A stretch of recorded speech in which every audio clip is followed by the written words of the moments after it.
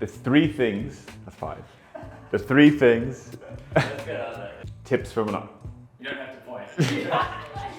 I feel like we're going full circle. People are building walls between the kitchens and living rooms. It used to be a crazy idea. Everyone loved open plan living, that's gone.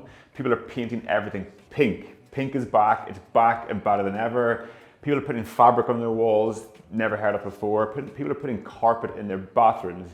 These old styles are coming back in so strong because it's interesting, it's fun.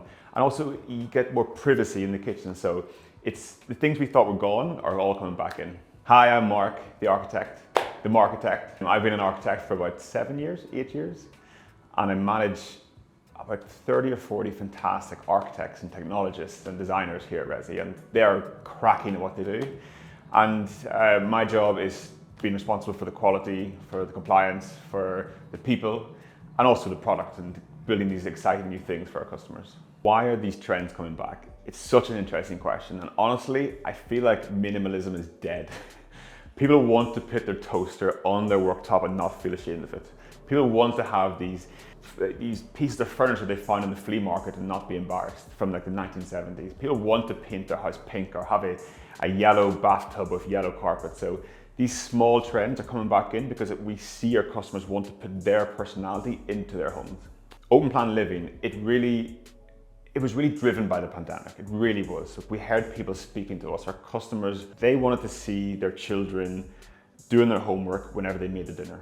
Or they wanted to see their children watching TV whenever they were at their table doing their work. So I definitely think the pandemic drove these behaviors in design, but all of a sudden in the last like 6-12 months, they've been rolled back.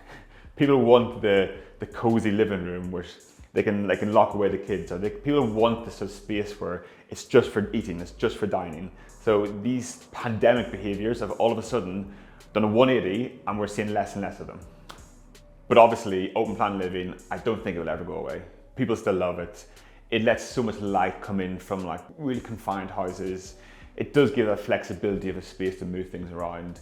It does help you see the kids whenever you are making your spaghetti bolognese on a Wednesday night in the living room. So I don't think it will ever go away. It's just no longer the prime thing which customers are asking us for. I didn't realize was a thing was people investing in their laundry rooms. I always thought laundry rooms were the space where you just throw the clothes in and you forget about what goes in there. But more and more people are wanting to like pick the colors and have these marble tops and have these really lovely seats and have these built-in spaces for the dogs. And I've just seen this fantastic movement towards investing in your laundry room. Arches. Whenever I think of arches, I think of the arch in my granny's hallway. It serves no purpose. It shouldn't be there. But all of a sudden, this year, we're seeing more and more arches being requested by customers. We live in boxes with pointy corners, flat surfaces, and the arch just brings a bit of character, brings a bit of smoothness, and it just lightens the whole space up.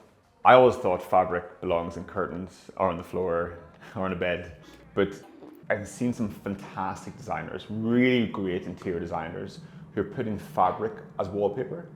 So it adds so much texture. So you feel these walls and it literally is like a carpet on the wall. It is very niche, but it's very nice. A little bit expensive, but it's a really nice touch, which we've seen a lot more this year. It's this new style where people have the plaster as a finish. It's quite a minimalistic, it's quite Mediterranean, and it's the plaster you used to just see in like these fancy magazines. But now, because you can do it yourself at home, more and more customers are just doing it themselves and have a plaster finish in their bedrooms, living rooms, and kitchens. What is the difference in painting your wall and the plaster? Honestly, paint is it's one-dimensional. It's one color, it's a block, it's what it is. The plaster adds different textures, different finishes. Every wall is different. Every time you look at the wall, it'll be different, and it just lifts a space and makes it so much fresher. Whenever I was in university, we didn't have a TV, we had a vinyl player. We thought we were pretty cool. It's called a sound room. Our customers are coming to us, and instead of designing a study or a play area or an office, they want a sound room.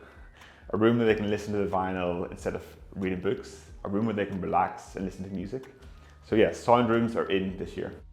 Honestly, this film Barbie has just taken over. We're seeing these quite well-renowned architects cladding full buildings in pink. We're seeing a lot of our customers, young, old families, having these not really like a fuchsia pink, but more like a dusty, like pale white pink in their living rooms, in their hallways. Pink is definitely back on the menu.